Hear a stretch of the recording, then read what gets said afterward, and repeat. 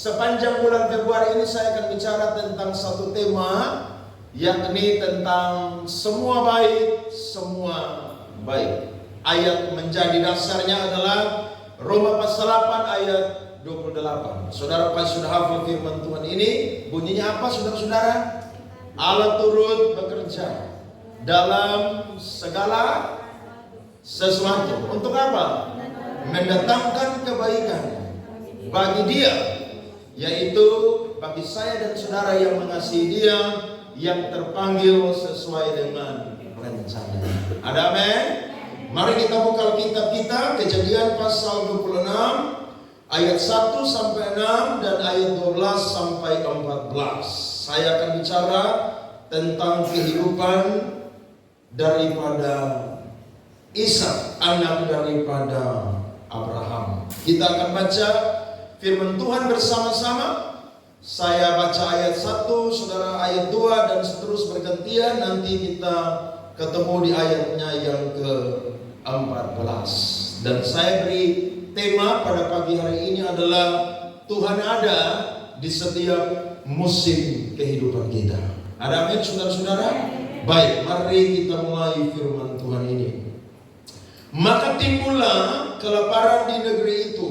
Ini bukan kelaparan yang pertama yang telah terjadi dalam zaman Abraham. Sebab itu Ishak pergi ke Gerar kepada Abimelek, raja orang Filistin. Ayat 2 saudara.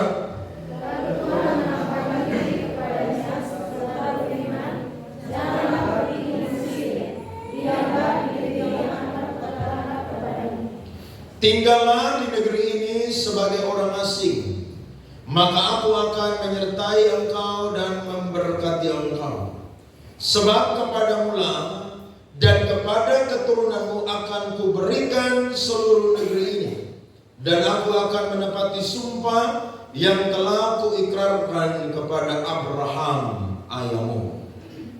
Aku akan membuat banyak keturunanmu seperti bintang dan langit.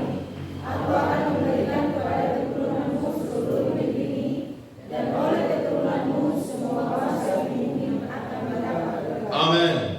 Karena Abraham telah mendengarkan firman-Ku dan memelihara kewajibannya kepadaku, yaitu segala perintah, ketetapan dan hukum-Ku. Ayat 6 saudara. Saudara lompat ayat 12, saya mulai. Maka menaburlah Ishak di tanah itu, dan dalam tahun itu juga ia mendapat hasil 100 kali lipat, sebab ia diberkati Tuhan. 13. Dan orang itu menjadi kaya, bahkan dia lama kian kaya, sehingga ia menjadi sangat kaya. Sama-sama 23. Ia mempunyai kumpulan kambing domba dan lembu sapi serta banyak anak buah, sehingga orang Filistin itu cemburu kepadanya. Beri tepuk tangan untuk firman Tuhan pada pagi hari ini. Alkitab berkata dalam Amsal 4 ayat 18, jalan hidup orang benar itu seperti cahaya fajar atau cahaya matahari, akan bertambah terang dan terang sampai rembang tengah hari. Saya yakin saya dan saudara pasti setiap hari lihat matahari. Saudara mulai bangun pagi jam 6, matahari mulai keluar, betul kan? Dia naik pelan-pelan, dan nanti sampai di jam 12 siang, matahari itu akan tepat ada di atas kepala saya dan saudara. Matahari tidak langsung terbit dan langsung naik saudara tepat di atas kepala kita, tapi perlahan-lahan dia itu menuju tempat yang sesuai Tuhan tetapkan. Tetapi Alkitab juga berkata di dalam Mazmur 34 ayat 20, kemalangan orang benar itu banyak, tetapi Tuhan melepaskan dia dari semuanya itu. Berarti walaupun Tuhan membawa saya dan saudara terus naik, tapi kadang-kadang saya dan saudara ada di musim yang berbeda dalam kehidupan kita. Amin. Teologi saudara tidak boleh kacau. Teologi saya dan saudara harus benar. Kita orang yang ditentukan untuk diberkati, tapi saya yakin kadang-kadang dalam musim kehidupan kita ada hal-hal yang terjadi yang tidak enak yang akan kita jumpai dalam kehidupan kita. Ishak pernah mengalami satu peristiwa yang dialami oleh ayahnya yang bernama Abraham. Kelaparan terjadi di tanah Kanaan itu bukan cuma satu kali, tapi sering kali terjadi. Sehingga Alkitab berkata, Ishak ini pergi, saudara, mengungsi atau mencari tempat perteduhan sementara untuk mendapatkan makan dan minum bagi keluarganya. Dan tempat yang dia singgahi itu adalah Gerar, yakni salah satu kota yang ada di tanah Filistin. Alkitab tidak mencatat apakah Gerar ini merupakan tempat transit daripada Ishak, tetapi Alkitab berkata bahwa ayah daripada Ishak yang bernama Abraham adalah orang yang pernah ada di tempat itu. Dia adalah orang yang pernah membangun hubungan pertemanan dengan raja yang ada di Gerar Filistin, namanya adalah Abimelek. Waktu Abraham ada di tempat ini, dalam Kejadian pasal 20, saya dan saudara pasti ingat tentang kisah ini. Waktu kelaparan terjadi, dia mengungsi ke Gerar. Dan sampai di Gerar, dia ketakutan karena memang pada zaman itu seseorang yang punya istri cantik itu dengan gampang saja diambil oleh seorang raja. Maka Abraham berkata kepada Sarah, kalau engkau jalan dengan aku sampai di tempat-tempat tertentu, maka statusmu akan dirubah sementara bukan istri, tetapi saudara. Ketika dia ada di Gerar, dia bilang, Sarah ini adalah saudaraku. Memang mereka tuh bersaudara-saudara, karena perkawinan Levirat orang Israel itu sudah terjadi pada mulai zaman Abraham. Akhirnya Abimelek ini mengambil. Alkitab berkata, Abimelek ini mendapatkan mimpi dan Tuhan berkata, engkau akan mati karena engkau mengambil istri daripada seorang nabi, yakni Abraham. Makanya saudara-saudara lihat, kalau orang sampai selingkuh, sampai ambil istri orang, itu dosa, murka Tuhan tidak akan luput dari dia. Tidak akan. Dia akan mendapatkan musibah, mendapatkan kutuk, mendapatkan apa yang sudah dia tabur. Akhirnya Abimelek ini, saudara, sangat terkejut dan dia bilang kepada Abraham, kenapa kamu tipu saya? Abraham bilang, saya itu ketakutan karena saya takut dibunuh. Singkat cerita, Tuhan berfirman kepada Abimelek, dan Abimelek memberikan pemberian-pemberian yang terbaik kepada Abraham. Kita baca sementara Kejadian pasal 20 ayat 17 dan 18. Alkitab berkata, lalu Abraham berdoa kepada Allah, dan Allah menyembuhkan Abimelek dan istrinya dan budak-budaknya perempuan, sehingga mereka melahirkan anak. Sebab tadinya Tuhan telah menutup kandungan setiap perempuan di istana Abimelek karena Sarah istri Abraham itu. Dari sinilah hubungan antara Raja Abimelek itu terbangun dengan Abraham. Sehingga otomatis Ishak yang sudah ada pada zaman itu atau belum ada pun juga, dia tahu sejarahnya bahwa bapaknya pernah membangun relasi yang baik dengan Raja Abimelek. Dia ada di Gerar, saudara. Dan ini cara Tuhan. Alkitab berkata, waktu dia ada di Gerar, firman Tuhan datang kepada dia.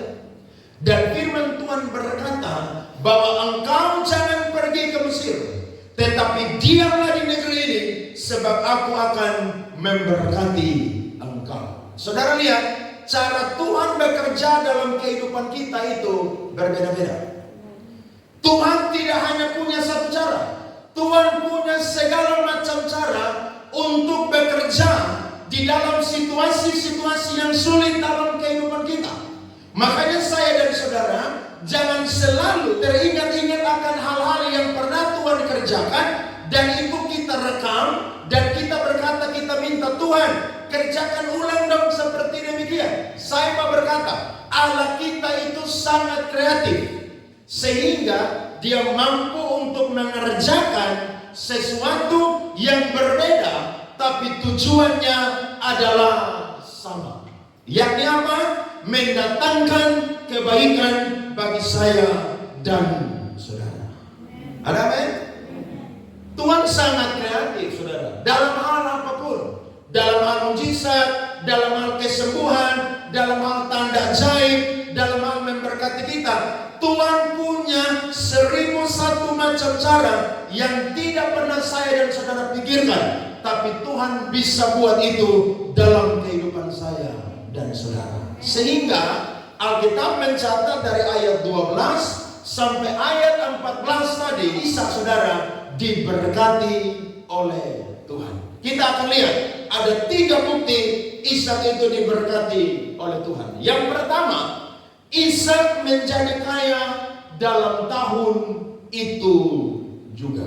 Saudara lihat, orang ini ada di negeri orang, tetapi dia itu diberkati Tuhan, sehingga Alkitab berkata dalam tahun itu juga dia diberkati oleh Tuhan. Sehingga dia tidak lagi hidup dalam kelaparan, tapi dia memperoleh kekayaan dalam kehidupan dia.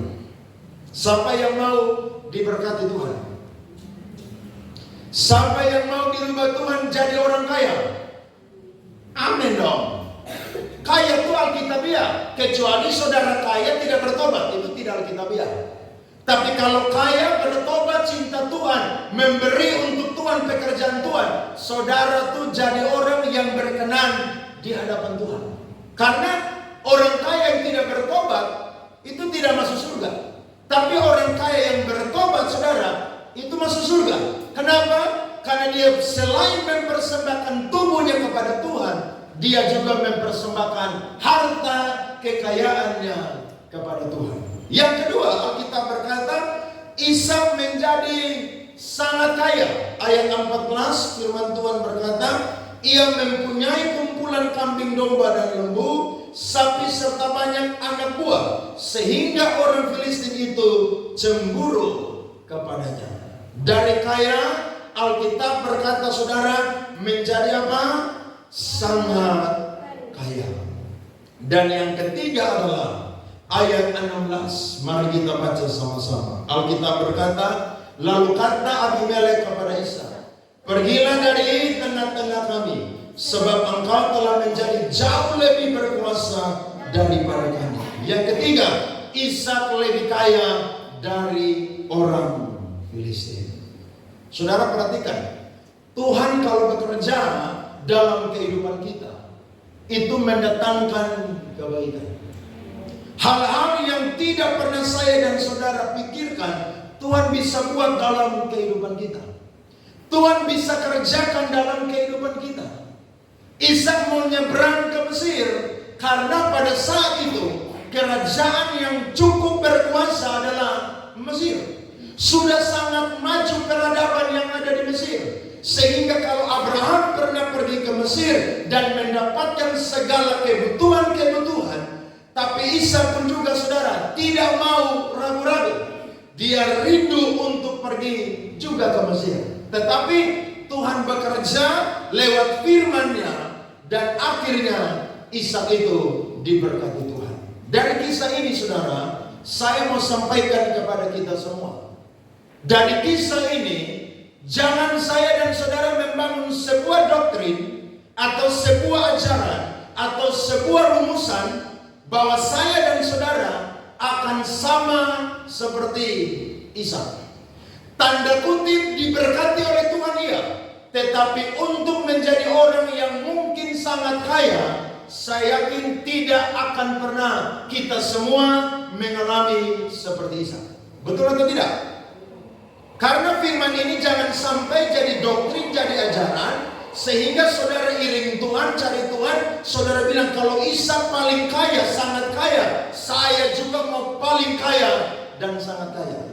Saudara tidak perlu buru kekayaan, karena Alkitab berkata kekayaanlah yang akan memburu orang-orang yang takut akan Tuhan.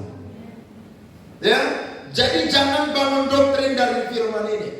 Tetapi dari firman ini, saudara, kita bisa mendapatkan pelajaran-pelajaran rohani yang berharga untuk menjadi pedoman di dalam kehidupan kita. Karena saya yakin di dalam dunia ini orang yang cinta Tuhan belum tentu dia kaya raya. Makanya ada ajaran sekarang yang lagi viral saudara di media sosial. Ada pendeta yang berkata, kalau orang Kristen keuangannya sehat, pasti jiwanya juga pasti sehat. Saudara ingat kisah Ayub? Ayub walaupun kehilangan segala-galanya, tapi jiwa dan rohnya sehat atau tidak? Sehat. Saudara ingat Zakheus? Waktu dia berjumpa dengan Yesus, pertobatan terjadi. Dia bilang apa? Setengah dari milikku kuberikan kepada apa? Orang miskin. Bahkan siapa yang pernah kurugikan, aku ganti berapa kali lipat? 4 kali lipat. Bagi orang dunia, orang yang merdeka secara finansial adalah orang yang berkelimpahan. Tapi menurut Alkitab, sekalipun engkau tidak berkelimpahan, tapi Kristus menjadi harta yang paling berharga, maka itu menjadi sumber kebahagiaan dalam kehidupanmu. Amin. Bahkan Paulus berkata, segala perkara dapat kutanggung di dalam Dia yang memberikan kekuatan kepadaku. Paulus bilang apa? Aku tahu apa itu kelimpahan, aku tahu apa itu kekurangan. Ada amin saudara-saudara? Jadi teologi ya saudara harus benar. Kalau tidak saya dan saudara akhirnya kebingungan dan sesat. Nah kita akan belajar dari kisah ini ada 3 pelajaran rohani yang bisa kita ambil dari perbuatan Tuhan kepada Ishak dan apa juga yang Ishak kerjakan pada waktu itu. Yang pertama adalah Ishak taat kepada firman Tuhan. Ada amin? Tuhan bilang dia jangan pergi ke Mesir, tapi tinggallah di mana saudara? Gerar. Sebab aku akan memberkati engkau. Bahkan semua janji yang pernah aku berikan kepada ayahmu akan aku berikan kepadamu dan keturunanmu. Orang yang dengar firman, respon firman, taat dengan firman akan mendapatkan balasannya. Amin. Coba lihat Mazmur 33 ayat 4. Alkitab berkata, sebab firman Tuhan itu benar, segala sesuatu dikerjakannya dengan apa? Kesetiaan. Saudara dengar firman, saudara respon firman, saudara katakan amin. Firman itu akan hidup di dalam kehidupan saya dan saudara. Dan ingat, apa yang kita respon, yang kita terima tidak selalu terjadi detik itu juga. Tetapi kadang-kadang saudara-saudara, Tuhan buat sesuatu yang berbeda dari yang saya dan saudara itu pikirkan. Mungkin kita mau hari ini, tapi firman tidak terjadi hari ini. Nanti firman Tuhan terjadi di minggu depan, bulan depan, tahun depan, bahkan bertahun-tahun. Tapi ingat, segala sesuatu yang keluar dari mulut Allah, yakni firman atau rema, itu dikerjakan oleh Tuhan dengan kesetiaan. Jadi waktu dengar firman, iman saya dan saudara itu harus apa? Hidup. Datang ke gereja, semua beban saudara-saudara dan saya tolong ditanggalkan sebentar. Fokus 2 jam dengan Tuhan. Apa yang firman Tuhan sampaikan, saudara dengar itu, saudara aminkan itu, saudara katakan dengan iman percaya bahwa Allah pasti akan menggenapinya. Di awal abad 20 saudara, ada satu ajaran namanya ajaran Word of Faith, atau ajaran namanya perkataan iman. Ajaran ini saudara dilahirkan oleh pendeta-pendeta Pentakosta karismatik. Salah satunya adalah pendeta BDI. Ajaran ini berkata, apa yang engkau butuh, ngomong aja sama Tuhan, nanti Tuhan kasih kamu. Bahkan Tuhan kasih kamu tidak lama-lama, detik itu pun juga Tuhan bisa kasih. Jadi contoh, kamu mau mobil Mercy nih. Waktu kamu ketemu mobil Mercy, tumpang tangan di mobil itu. Dalam nama Yesus, mobil Mercy ini akan jadi milik saya. Waktu saudara mau mobil Alphard, saudara ketemu mobil Alphard, tumpang tangan. Dalam nama Yesus, mobil Alphard ini jadi milik saya.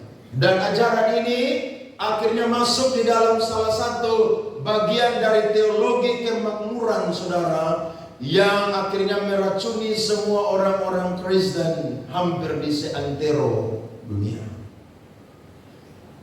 Tapi saudara tahu, Benny akhirnya bertobat. Dia ditegur oleh siapa, saudara? Oleh ponakan kandung dia yang sekolah teologi. Benny Hinn sampaikan dengan secara umum bahwa selama ini dia mengajarkan Injil yang palsu. Nah, hamba Tuhan itu begitu. Kalau salah harus berani klarifikasi. Dalam tanda ini soal ajaran. Kalau soal kehidupan ya gak usah ganggu, itu kehidupan pribadi orang dengan Tuhan. Kelemahan orang masing-masing ada. Tapi kalau soal ajaran, salah harus berani diklarifikasi. Nah, kalau kita lihat pendeta di Indonesia, saudara, banyak yang udah salah ajar sesat, tapi ketika ditegur, dikritik, saudara, tidak mau minta maaf. Pendeta model begini bukan pendeta rendah hati. Pendeta bisa berbuat salah dalam soal ini adalah soal apa? Doktrin. Tapi kalau dia minta maaf, itu bukti bahwa pendeta rendah hati. Apakah ajaran ini Alkitabiah, saudara? Tidak Alkitabiah. Saya yakin Tuhan akan memberkati saya dan saudara ketika saya dan saudara dengar firman Tuhan dan taat akan firman Tuhan. Dan Tuhan memberkati kita dengan versi kita masing-masing. Ada amin? Pada waktu itu yang Isa butuhkan adalah makan dan minum.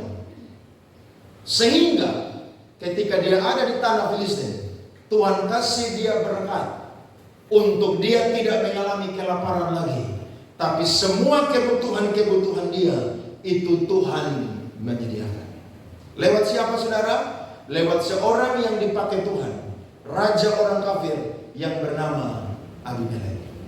Hari ini apa yang menjadi pesan Tuhan dalam kehidupan saya dan saudara? Apa janji Tuhan dalam kehidupan saya dan saudara? Kalau saudara pernah dapat firman, dengar firman Tuhan, taatlah kepada firman Tuhan tersebut.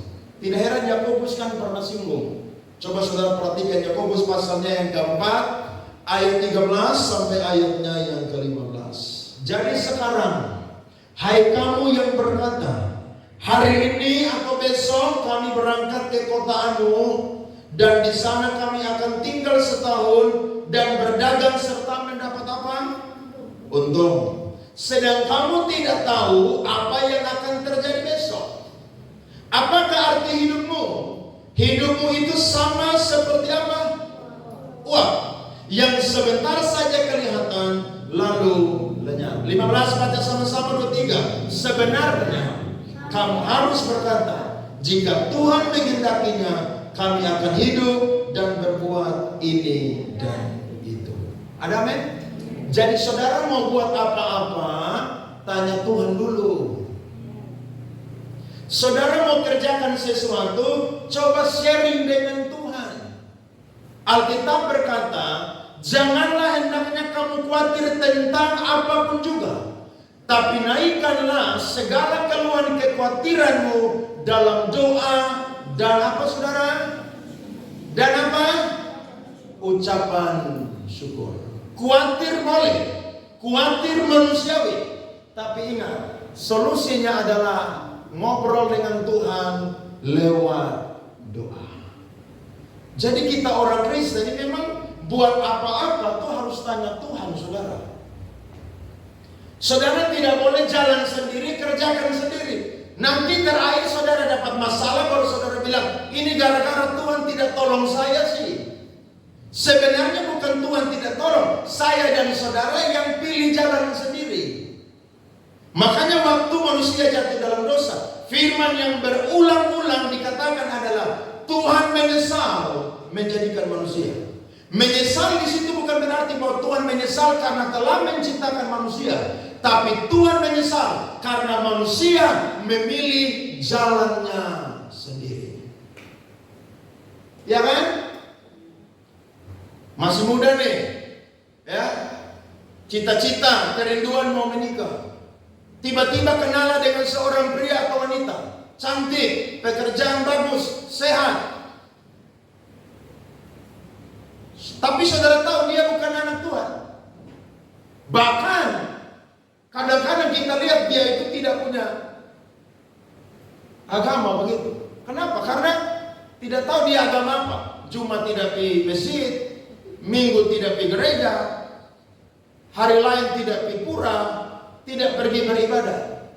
Tapi karena saudara suka jatuh cinta, saudara bilang, ya nanti saya injili dia lah begitu. Akhirnya saudara terimalah lamaran dia, atau saudara salam dia, berpacaran, dan singkat cerita nikah. Waktu nikah, saudara bulan madu. Ingat, bulan madu itu 3 bulan saja. Setelah bulan madu selesai, madunya habis. Hanya sisa apa saudara? Bulan-bulanan saudara. Akhirnya saudara mau ke gereja, saudara bilang, bangun gereja. Dia bilang, untuk apa gereja? Saudara stres atau tidak tuh begitu? Saya mau bilang, biar saudara tuh uang banyak, tapi kalau saudara tuh anak Tuhan, saudara akan stres dengan pasangan hidup model begini. Saya yakin. Kenapa? Karena pada waktu musibah bencana terjadi, harta tidak bisa menyelamatkan. Kebenaranlah yang akan menyelamatkan. Akhirnya saudara yang dulu pacaran tuh ceria terus, senyum terus, tertawa terus, nikah nangis tiap hari. Beban. Tuhan, zaman dia Tuhan. Di kepala dia mungkin ada batu karang. Tuhan, hancurkan. Loh, baru saudara bilang, kenapa waktu itu Tuhan tidak kasih tanda untuk saya putus dengan dia? Tuhan bilang, kamu ke gereja sudah dengar firman, tapi kamu memang keras kepala. Siapa yang salah? Ya kita yang salah lah. Kok tidak mau dengar firman Tuhan? Tuhan suka kasih firman berulang-ulang. Saudaralah yang kurang punya kepekaan rohani. Makanya belajar seperti Isa, punya apa? Kepekaan rohani. Waktu Tuhan ngomong, saudara berkata, oke Tuhan, saya akan uji. Kalau ini benar, sekalipun ini berat, saya akan ambil keputusan untuk meninggalkan hal ini yang tidak benar. Ada amin saudara? Jadi besok-besok waktu saudara hadapi tantangan, saudara berkata, saya yakin Tuhan pernah kasih firman. Kalau Tuhan pernah kasih firman, Tuhan pasti tidak akan pernah tinggalkan saya. Tuhan akan bantu saya dalam pergumulan saya, sekalipun itu benar. Ada amin? Jadi dengar firman, taat firman Tuhan. Tuhan ngomong apa? Ikuti. Sekalipun mustahil bagi saya dan saudara, tapi bagi Allah tidak ada yang mustahil. Pelajaran yang kedua adalah Ishak itu rajin bekerja. Nah ini menarik sekali saudara-saudara. Kenapa? Karena waktu Ishak ada di Gerar, Ishak diberikan ladang yang terbaik dan juga kebun anggur yang terbaik. Waktu Ishak dapat itu, Ishak tidak berpangku kaki, tetapi dia mengerjakan saudara-saudara tanah dan juga kebun anggur yang diberikan oleh Raja Abimelek. Saudara-saudara, kita kalau mau tolong orang, ya jangan kasih umpannya, tapi kasih apa? Kailnya. Supaya apa? Supaya dia pergi untuk apa? Mancing. Kalau saudara kasih umpannya atau kasih hasilnya, dia akan menjadi orang yang apa? Malas. Dan Alkitab paling marah dengan orang yang malas bekerja. Hati-hati. Karena orang yang malas bekerja, Alkitab berkata, dia sudah menjadi saudara daripada si perusak. Betul kan? Coba lihat orang kalau tidak kerja, apa yang dia buat? Harta orang tua dia curi. Barang-barang di rumah diambil dia jual, saudara. Kenapa?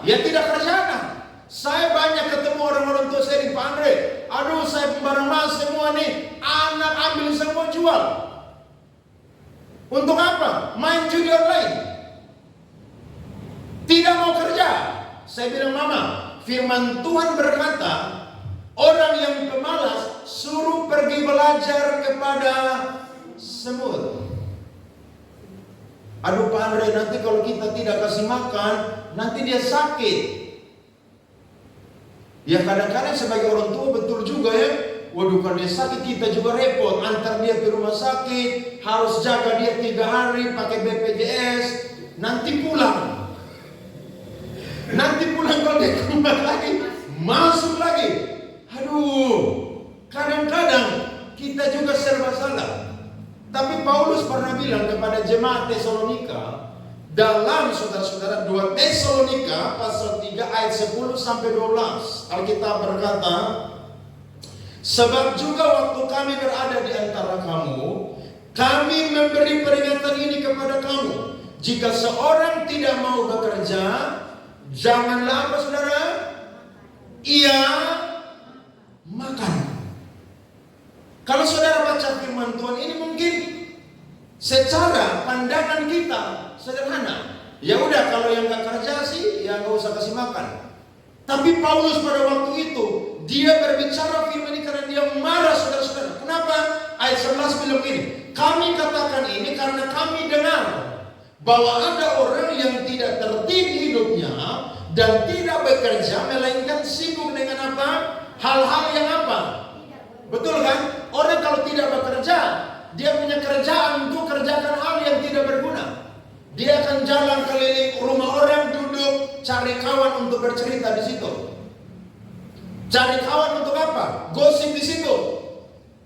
Pokoknya dia melakukan hal yang tidak berguna. Bahkan Alkitab berkata ayat 12, orang-orang yang demikian kami peringati dan nasihati dalam Tuhan Yesus Kristus, supaya mereka tetap tenang melakukan pekerjaannya, dan dengan demikian makan apa? Makanannya sendiri. Saya berdoa dan saya dorong semua yang ada di gereja pagi ini, rajinlah bekerja. Amin. Karena saya mau berkata, kalau saudara tidak bekerja, biar saudara rajin gereja, rajin doa puasa, saudara tidak akan mendapatkan makan dan minum. Kecuali saudara pendeta seperti saya yang full melayani Tuhan. Tapi kalau saudara terpanggil di dunia marketplace, kerja. Kenapa? Karena harga diri seorang laki-laki adalah apa? Bekerja. Makanya yang masih muda-muda di sini belum menikah, cari laki-laki yang sejak dari masa muda sudah rajin bekerja. Selain dia rajin gereja, cinta Tuhan, rajin apa lagi saudara? Kerja. Saudara akan lihat, waktu saudara pacaran, siapa yang traktir saudara kalau makan? Nah itu cek dari situ tuh. Kalau setiap kali makan, saudara yang bayar, cepat-cepat putuskan dia. Cepat putuskan dia. Loh iya, karena laki-laki model begini nih pemalas. Dan Alkitab berkata saudara, dalam Amsal pasalnya yang ke-10, tangan yang lamban membuat miskin, tetapi tangan orang rajin menjadikan apa saudara? Kaya. Makanya Pak Gubernur, mantan Gubernur bilang orang miskin itu makan nasi banyak. Wih, itu perkataan itu pedas saudara. Jadi kita yang makan nasi banyak itu apa? Miskin. Kalau orang kaya makan itu apa? Protein. Kalau orang miskin apa? Makan banyak. Menurut saya, makan banyak tidak jadi soal. Walaupun itu makan nasi pun juga. Tapi yang penting apa? Rajin bekerja. Nah kamu sudah tidak kerja, makan banyak. Tambah lagi, makan aja udah dosa. Apalagi tambah 2-3 kali. Dosa berlipat kali ganda. Amin. Wanita-wanita, lo ya dong. Jadi dari masih muda tuh pacaran sudah tahu. Tanya dia, kamu visi hidupnya apa? Harus tanya dia. Saya punya visi hidup, sehidup semati dengan kamu selamanya. Kasih putus dia segera detik itu pun juga. Loh iya, harus tanya dia punya visi hidup supaya nanti saudara nikah bukan saudara yang banting tulang, tapi dialah yang apa? Banting tulang. Karena memang waktu manusia dikutuk, salah satu yang Adam harus kerjakan dengan keturunan yakni laki-laki adalah keluar keringat dalam bekerja. Barulah mendapatkan apa saudara? Mendapatkan makanan. Ishak waktu dapat ladang dan kebun anggur, dia tidak santai-santai, tapi dia rajin bekerja. Sehingga apa? Dia diberkati. Mau diberkati? Pelajaran yang kedua adalah apa? Rajin bekerja. Wanita-wanita juga begitu. Kalau saudara sudah kuliah habis SMA, mungkin belum bisa kuliah, saudara lamarlah pekerjaan. Lowongan banyak, kerja apa aja, tidak usah malu-malu. Kenapa? Karena kalau saudara malu, saudara gengsi, orang tidak akan pernah kasih saudara uang tiap hari atau tiap bulan. Tapi saudara cari pekerjaan, lamarlah untuk bekerja. Kalau saudara sudah wisuda selesai, masih belum ada lowongan PNS nih, saudara carilah pekerjaan di swasta. Bekerjalah supaya apa? Supaya saudara punya kebutuhan itu bisa apa? Tercukupi. Jangan dari waktu saudara lahir 0 hari sampai saudara wisuda, saudara cuma main minta di orang tua begini aja. Orang tua kalau anakmu sudah wisuda, suruh dia cari kerja. Kalau 2-3 bulan, 6 bulan belum dapat kerja, tidak apa-apa. Tapi kalau sudah 1 tahun, 2 tahun, 3 tahun, 4 tahun, 5 tahun, dia juga tidak dapat kerja, bahkan tidak mau kerja, bilang kepada dia, besok saya beli tiket buat kamu, naik kapal merantau. Itu gampang tuh. Itu cara yang paling gampang. Serius. Nanti di tempat perantauan lah kamu pasti akan rajin bekerja. Iya toh? Karena saudara merantau, siapa yang memperhatikan saudara makan minum? Tidak ada. Saudara cari uang sendiri. Bahkan di negeri orang, lulu, gue. Kalau di kampung di rumah sendiri ada apa? Ada to'o, teo, bapak besar, bapak kici, mama besar, mama kici, bayi besar, bayi kici, nenek besar. Banyak. Iya kan? Iya. Tapi kalau saudara merantau, saya yakin saudara akan tikam lutut tiap pagi, saudara habis doa, mandi, saudara apa? Rajin bekerja. Loh, saya ini orang yang bukti di rumah Tuhan ketika merantau. Dulu saya mau makan apa aja, saya tahu di meja harus ada. Anak laki-laki sendiri. Tapi ketika saya merantau, sekolah pendeta 4 tahun, di Jakarta 7 tahun. Tinggal dengan orang 1 tahun penuh. 6 bulan di teman saya, 6 bulan juga di teman saya. Makan gratis, tinggal gratis. Setelah itu saya mulai ngajar. Saya ingat betul, waktu saya mulai ngajar piano itu belum ada motor. Saya naik Metro Mini Kopaja. Saudara udah pernah ke Jakarta pasti tahu. Itu angkutan buruk sekali, jelek sekali. Saya turun saudara, saya ngajar, jalan ke perumahan-perumahan untuk apa? Ngajar musik di sana. Setelah itu lewat 6 bulan saya mulai dapat uang cukup. Saya mulai kredit motor saudara-saudara. Dan Tuhan tambahkan job-job mengajar saya.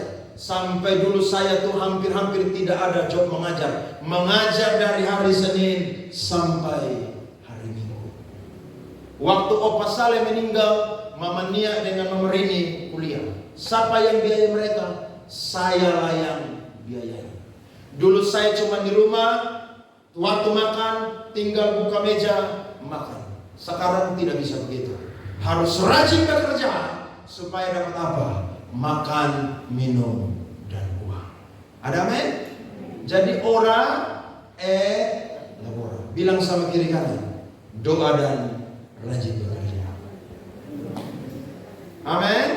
Yang ketiga adalah Ishak itu adalah orang yang suka damai. Saudara perhatikan ayat. 18 sampai 22. Firman Tuhan berkata, kemudian Ishak menggali kembali sumur-sumur yang digali dalam zaman Abraham ayahnya, dan yang telah ditutup oleh orang Filistin sesudah Abraham mati. Disebutkannya lah nama sumur-sumur itu menurut nama-nama yang telah diberikan oleh ayahnya. Ketika hamba-hamba Ishak menggali di lembah itu, perhatikan, mereka mendapati di situ mata air yang berbuah-buah airnya. Lalu bertengkarlah para gembala Gerar dengan segala para gembala Ishak. Kata mereka, air ini kepunyaan kami. Dan Ishak menamai sumur itu Esek karena mereka bertengkar dengan dia di sana. 22-21. Kemudian mereka menggali sumur lain dan mereka bertengkar juga dengan itu, tentang itu. Maka Ishak menamai sumur itu apa? Sitna. Ia pindah dari situ dan menggali sumur yang lain lagi. Tetapi tentang sumur itu mereka tidak bertengkar. Sumur itu dinamainya Rehoboth, dan ia berkata, sekarang Tuhan telah memberikan kelonggaran kepada kita sehingga kita dapat beranak cucu di negeri ini. Yang ketiga, kalau saudara mau alami berkat Tuhan, cintalah akan damai. Orang dunia bilang apa? Satu musuh terlalu banyak, 1000 kawan terlalu sedikit. Ishak ada di Gerar. Waktu dia gali sumur yang pernah digali oleh Abraham, Alkitab berkata, gembala-gembala lain yang ada di situ ribut dengan dia. Tapi Ishak tahu, soal ini tidak perlu diributkan. Yang ada adalah apa? Berpindah ke tempat yang lain. Dan waktu dia pindah, masih ribut juga. Dia pindah lagi di tempat yang ketiga. Dan Alkitab berkata, di situ tidak terjadi keributan. Disitulah dia mendapatkan kelonggaran untuk beranak cucu. Perhatikan, Alkitab berkata, orang yang suka akan damai akan ada masa depan. Mazmur 37 ayat 37. Firman Tuhan berkata, perhatikanlah orang yang tulus dan lihatlah kepada orang yang jujur. Sama-sama, sebab pada orang yang suka damai akan ada apa? Masa depan. Kalau saudara tinggal di satu lingkungan, ada orang yang suka ribut dengan saudara, saudara tanya, kenapa kamu suka ribut dengan saya? Apakah kamu tidak suka saya tinggal di sini? Gampang sekali. Saudara kalau mau eksekusi masalah tuh harus dengan kepala dingin. Oke, kalau kamu tidak suka dengan saya akan pindah dari tempat ini. Tapi tanah dan rumah ini milik saya. Kamu sediakan uang sekian, bayarlah kepada saya. Kamu dapat tanah ini, dapat rumah ini. Segera saya akan apa? Pindah. Kira-kira dia mau bayar? Kira-kira dia mau store uang? Saya yakin dia tidak akan cari hal lagi dengan saudara. Jangan pernah lawan seseorang kalau mereka itu punya power, saudara. Itu sama seperti saya dan saudara ini lawan matahari. Ishak tidak bisa lawan mereka karena dia apa? Perantau. Itu bukan negeri dia. Sementara gembala-gembala yang lain di situ, itu negeri mereka. Nah, dia sangat bijaksana, saudara, mengambil apa? Keputusan. Dia tidak mau ribut, tapi dia pindah ke tempat yang ada damai di situ. Dan Alkitab berkata, disitulah dia ditolong oleh Tuhan, bahkan diberkati oleh Tuhan. Saudara lihat, orang kalau suka damai itu enak, saudara. Saudara akan ada damai sejahtera di situ. Bahkan hidup saya dan saudara tuh nikmatnya tiada tara. Kenapa? Karena kesejukan itu terjadi dalam rumah, bahkan lingkungan saya dan saudara. Saudara ada di tempat kerja, saudara berjumpa dengan orang yang suka cari hal. Ya, dia jadi troublemaker di situ. Saudara tanya dia aja, kenapa kamu tidak suka saya di sini? Kalau kamu tidak suka saya, silakan lapor bos, kasih keluar saya dari sini. Wah, itu susah tuh. Itu susah, kenapa? Karena yang berhak saudara bisa kerja di situ siapa? Ya bos kan? Dia karyawan kan? Yang ngapain pusing dengan dia? Saudara ambil dengan slow aja, dengan santai aja, halus aja. Tapi saudara-saudara, itu baik saudara-saudara.